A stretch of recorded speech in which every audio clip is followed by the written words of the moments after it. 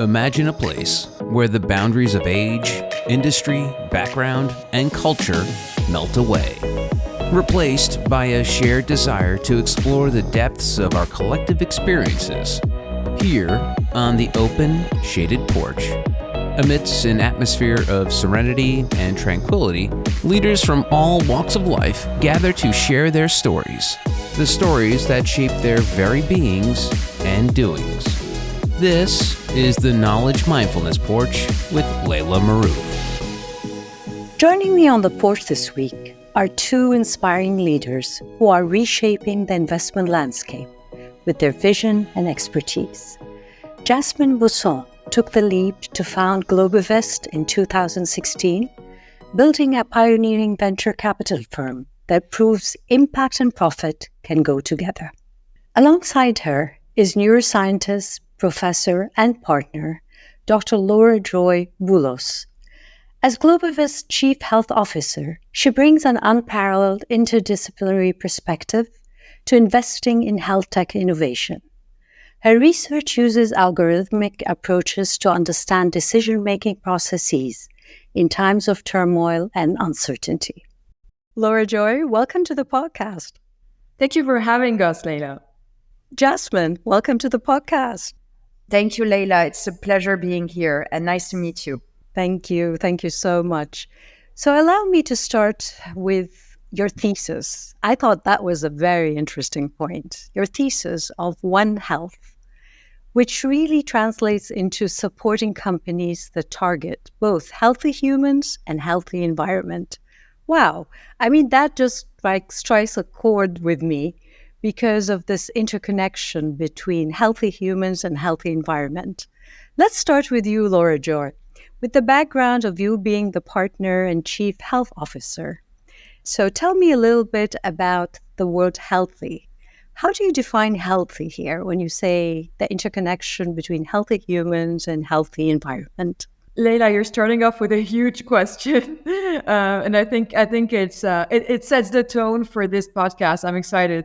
Maybe one thing that we can start with, and I'm sure Jasmine would agree, is that what is majorly new with this One Health approach is that we at Globivest are bringing it to the investment table, to the VC world, because the One Health thesis is WHO thesis, so it's the World Health Organization's thesis that exactly as you said, wants to show how healthy humans, healthy environments, and healthy animals, these three verticals, are closely intertwined.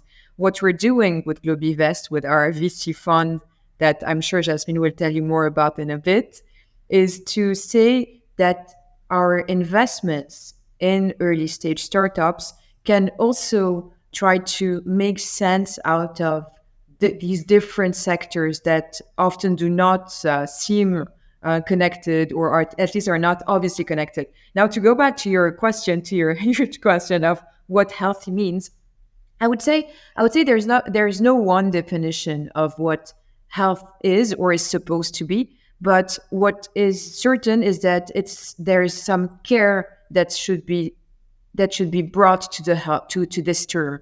So what I mean in a way is that if we want to be healthy, there's some intention there. We should care for our health. We should care for our environment's health. We should ask the question of exactly the way you asked it, of what it means for us to be healthy as individuals, for people around us to be healthy. I mean, for one person, it could be to eat 3 apples a day. For another one, it could be to do 1 hour of sports. For another one, and all of these are obviously preventive measures. And the same goes for the environment. There's not one answer. The Mediterranean basin that I'm very much interested in has one set of rules, and then I don't know, I guess the tropics, the Amazons have another set of rules. But the idea is to care for this environment and to care for our own health as individuals, and to also care about the link between these two different environments and these two different sets of rules around the environment. Wonderful, wonderful. So Jasmine, going back to Globivest, of course, we want to start from the beginning. The beginning means that drive that you have, that deep drive to support the tech-driven innovation that really combines these two ideas together and really believes in that. Where does that passion, where does that drive come from? What can you tell us a little bit about the start of all this? Absolutely, Laila. I think it's important to note that I was born and raised in Lebanon. My father was French, my mother is Lebanese, so I always had a mix of different cultures. And I was always a bit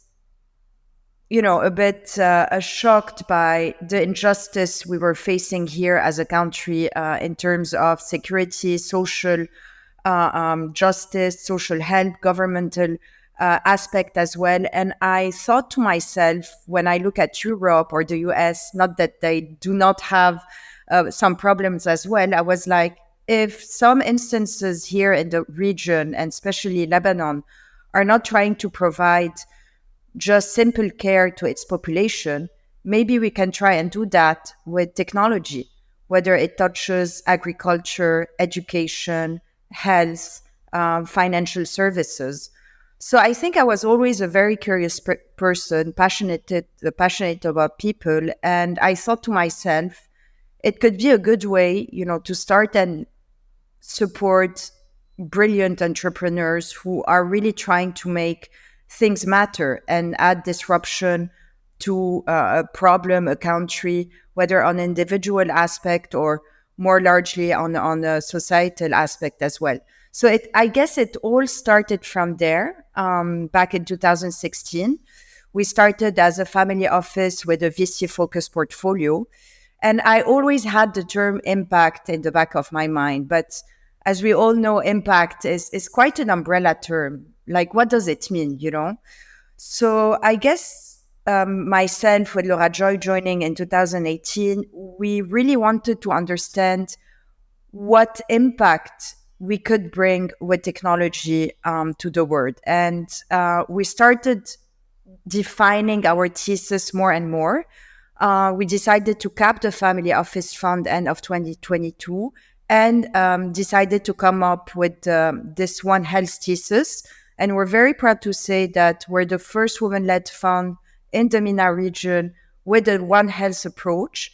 And hopefully we'll have more actors from the region follow this path, because it's true, we're in a very capitalistic environment, but generating returns is not opposite to creating impact as well.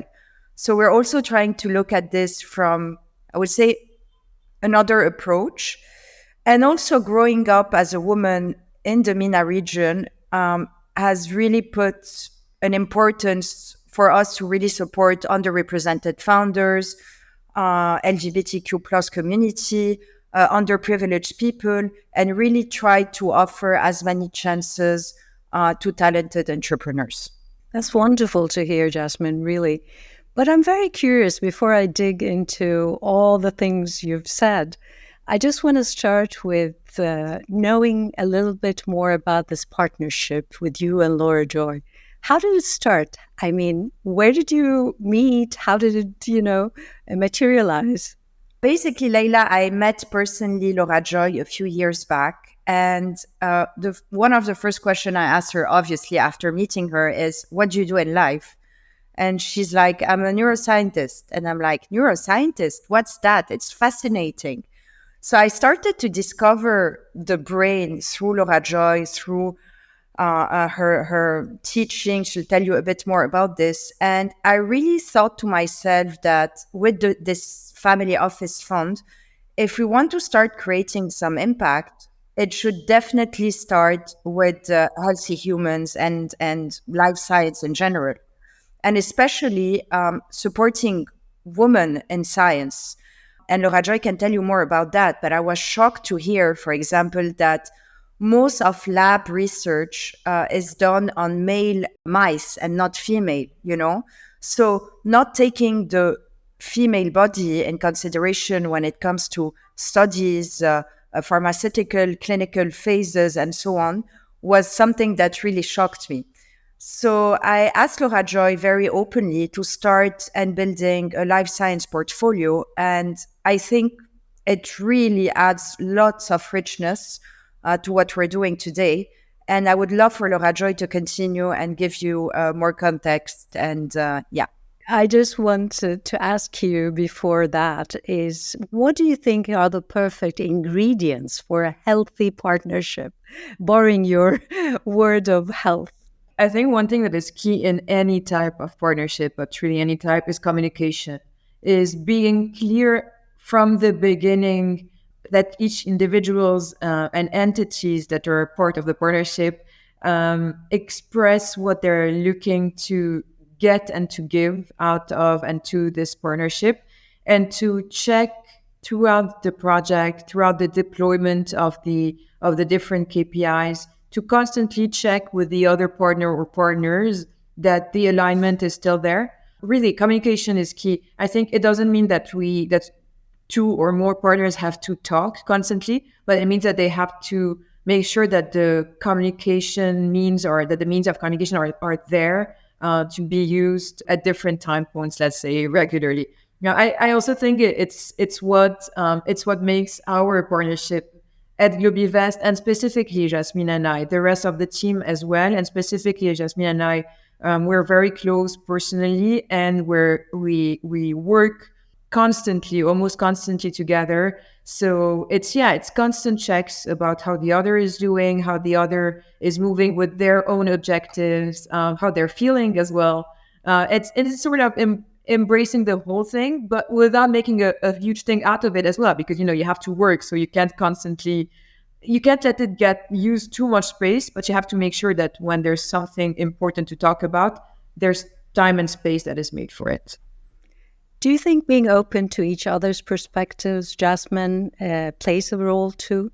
Absolutely. And I think another point that is important to take into consideration is agreeing on certain values and terms and making sure we stick to the vision we have at the end of the day. And sometimes, it's challenging. Laura Joy and I might not agree on everything, but I think what makes it interesting is the fact that we're being challenged. I think we're a bit stubborn, Laura Joy and I. So coming back, with facts and checks and being able to convince one another about a certain idea is what personally makes me, want to dig more, be a bit more curious, have more depth to the studies we make, the due diligence, any topics we may have. So, yeah.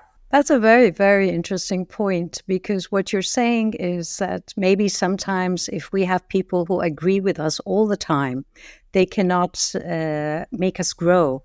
I mean, decisions have to be made based on what are you going to look at things with your narrow perception.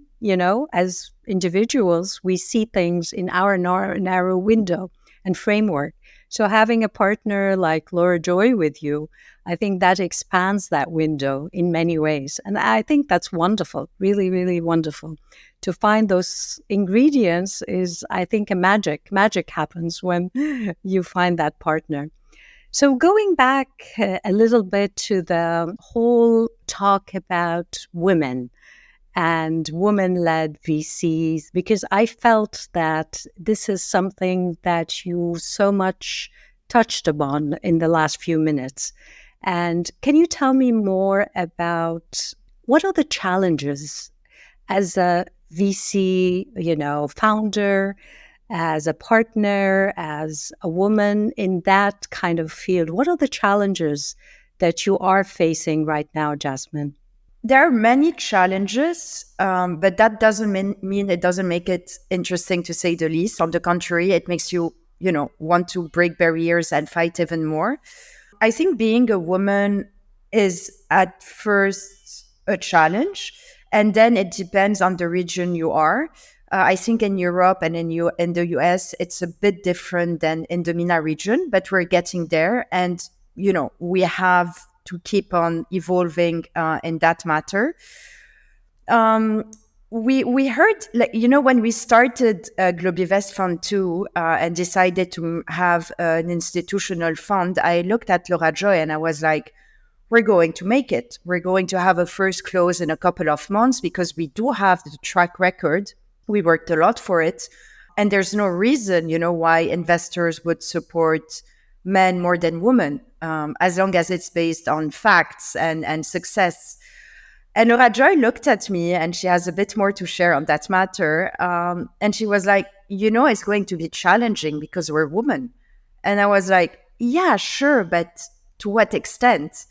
And I think I really realized how challenging it was to be viewed and to have this position of being at the head of a fund as women, because we might come to investors, have absolutely everything they need and showcase a great track record. And we would still have questions like, yeah, but where's the man in the team? Or where's the man in the room, And when you face such questions, personally, it makes me laugh and want to come back to them later and say, man or woman, it's just a ridiculous point of view, unfortunately. And, try to make mentalities grow a bit in this region is definitely one of the purpose of Globivest Fund 2, for sure. Laura Joy, when it comes to men and women in terms of decision makings, in terms of money, what is, with your background in neuroscience, what is the difference really between men and women in terms of decision makings, especially to do with money, where Jasmine is talking about where's the men in the room, or can we trust a woman? Where does this come from in terms of neuroscience, the brain, decision making? I know this is also your background and kind of your focus in research. So I'd love to hear more about that. It's a very interesting question, Laila. There's for a long while, people, scientists, neuroscientists specifically, try to sort of put a gender on the brain and say, there are some parts of the brain that are stronger or weaker, or more functional, less functional, more correlated, more connective, etc. In women or in men brain.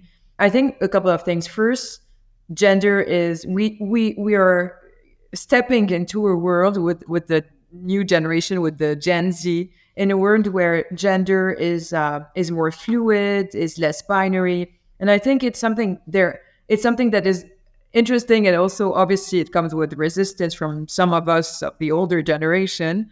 But I think there's one thing that is interesting about it is everything that is about deconstructing every social construct and trying to understand when there is a difference in decision making, for instance, between men and women. Is it a biological difference, or is it a difference that came with responsibilities, with roles, and in societies for all these centuries? And is it something that today, with the fact that we are three women around the table being professional, look at us, all the three of us, is it something that is still valid today, or is it something that is changing?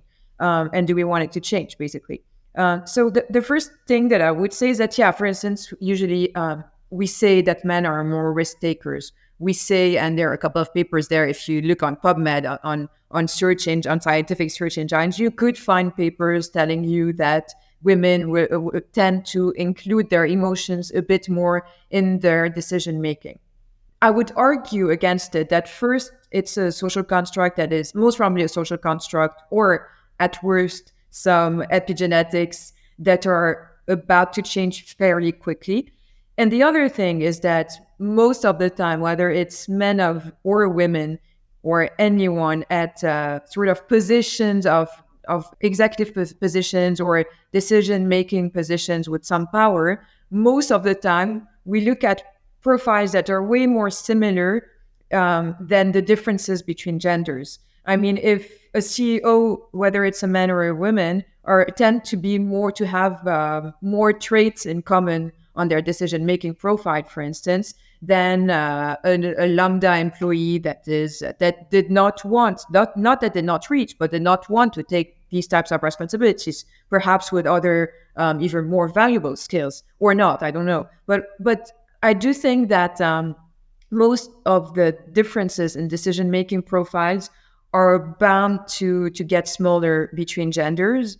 And what could remain is potentially linked to hormonal changes and cycles, probably in biological women at least. And I think it's something that we should embrace, and not just as individuals, but systematically at a systemic scale, try to see how to include these differences that are more often than not, and most of the time, valuable, something that we want to bring to the table, but just find a way to include it, because obviously they're not part of the parameters that were set by, I don't want to use cliche terms like patriarchal societies, but at least by businesses run by men. You know, Laura Joy, I just don't know why, but I have this always vision. I'm such an integrative thinker. So for me, you know, when I read about the thesis, about this interconnection between human health, environmental health, I always think of each one, women, men, they have, like you said, their strength, the biology, the whatever comes into that picture, that sometimes I ask myself, isn't it better if we work together, kind of complementing each other's characteristics, strength, and all that? It's not a competition at the end of the day. So I don't know. What do you think, Laura Joy? What do you think, Jasmine, about this? Do you ever think, okay, let's include a man's perspective on this and see if the decision would be stronger, not because he's a man or she's a woman, because that integration of the strength of both men and women, they come together to bring more on the table than man alone, a woman alone. What do you think of that? Laila, that's music to my ears. I mean, I hope we'll be able to achieve, that fluent aspect, and just not have, gender biases when you talk to a person. And to be completely honest, I grew up in a family where being a man or a woman was never a question. And it took me time to realize that, unfortunately, it's not us three here talking together that are putting these barriers, but it's more resistance coming from outside.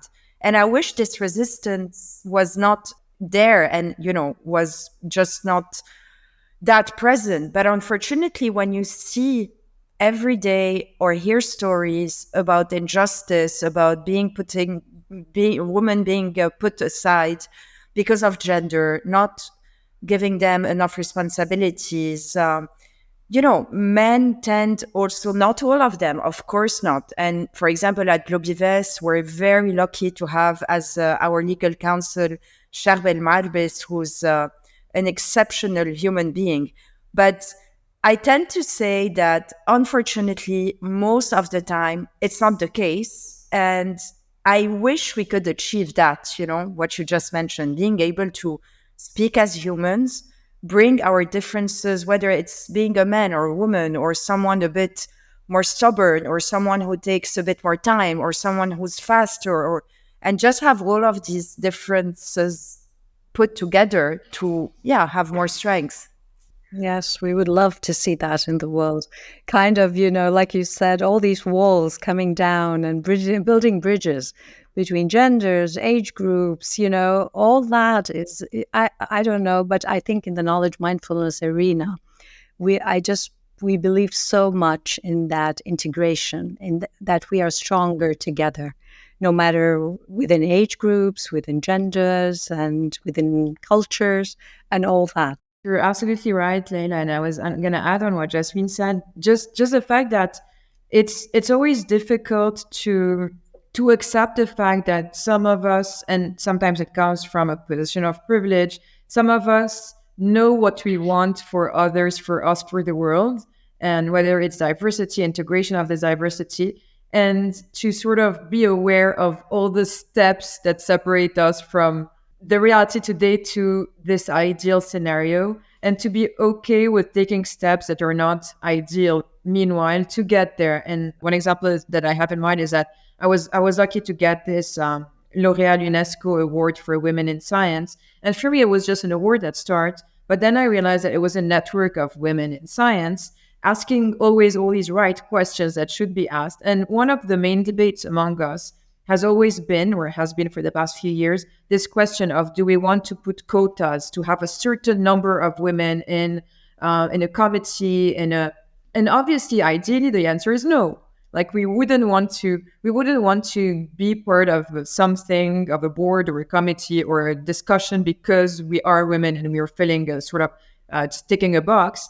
And also we don't think it's fair, but also at the same time, as long as women are not as much part of the conversation as men are, we need to take certain measures that are not ideal. It makes sense. It makes sense what you're saying. I think really what I'm thinking about right now is how difficult is it for both of you when you make decisions to do with investing in startups? That link between the tangible and the intangible, between monetary gains and impact. You know, I was reading in your CVs and all that, and I was thinking, it's so hard to evaluate and measure intangibles like impact, for instance.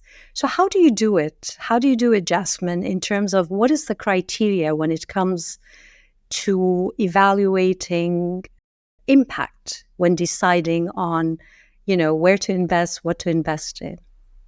The first, I definitely agree. This quantification of the intangible is fairly challenging, especially given the fact that it's scarce. It hasn't been done that much globally. One thing that we did is we built a framework, an impact framework, where we put 5 categories, and for each category we have subcategories, and we're putting scores exactly the way we would put a score on a business plan or on a financial plan, a business model, etc. We're putting a score on each of these different indicators, let's call them, of the framework. And to design this framework, we used other grids and frameworks such as the sustainable goals of the UN, the SDGs, the Sustainable Development Goals, the 17 SDGs. We use a few other scales to design this framework. So this is number one, is really to design a framework and then to test it and get back to it iteratively and to just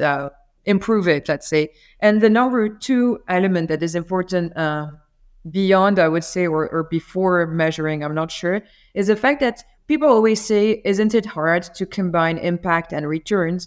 But at the end of the day, eventually they're both very much linked. They're almost the same, because if you really want to build a solution that is going to last, not just be a trend that gets you capitalistic returns and then disappear when it's not the trend anymore, or where you're pushing a behavior, no, where you're actually looking for how to solve an existing problem. And we all know how many problems exist. We don't need to invent them, but they're just right there outside the window. So it's like to open the window and take a look at the problems and say, okay, which solution can be the most sustainable to solve this problem and its future potential developments. And in that sense, if you manage to solve a problem, so you have an impact, the return is normally, if the business plan is aligned and the numbers are aligned, well, the return is supposed to be massive as well. So it's really to remind people and investors, co-investors working with us of the importance of the fact that you don't have to invent a tool and invent a problem to do interesting monetary returns. Jasmine, I don't know if you want to add on that, maybe. Yeah, I think what I would like to say, if I take more a macro look at impact in general and how the world functions today, for example, charity is very important and we absolutely need it, especially in underprivileged countries. But ideally, if we go back to this concept of what should be ideal, sustainability for me is the key to the solution to many, many problems. And as Rajoy was saying, if we're trying, for example, to find a drug development for certain brain disease, or if we're trying, to fight climate change or bring some financial inclusion to underprivileged people, it does not mean these companies should not generate millions, hundreds of millions of profits and revenue every year. And we should push towards that, trying to really move away from what seems to be shallow and not actually bringing something tangible to the society, and on the contrary, trying to concentrate on real life problems while generating return. And we should not feel ashamed of that. It's good money should bring impact and good profits to investors who also took the risk to invest in early stage startups and entrepreneurs. I really think, Jasmine and Laura Joy, I think whatever you're doing right now really resonates not only with me, with a lot of even the younger generation that is really believing in social responsibility in the environment and all that. And it's just really very heartwarming to hear that this is done in action by both of you. I mean, even when writing the book of Knowledge Mindfulness, having the framework around all the things that you're talking about and seeing that in action, I mean, wow, that is something that I think both of you should be very proud of. And I'm really looking forward to hearing about the stories in the coming years of the success of combining those two, being the norm and not the exception. And that brings us to the point where we must stop. Coming up next time on Knowledge Mindfulness Porch with Globivest Jasmine Busson and Laura Joy Boulos, Jasmine will talk about the culture they've built at their private investment firm. I think it's really being true to ourselves as first, and then to founders, and try to keep our promise. You have been listening to the Knowledge Mindfulness Porch with Laila Marouf. If you want to join the movement of knowledge mindfulness and shape the world of tomorrow, go to drlailamarouf.com. The Knowledge Mindfulness Porch is a production of Forbes Books.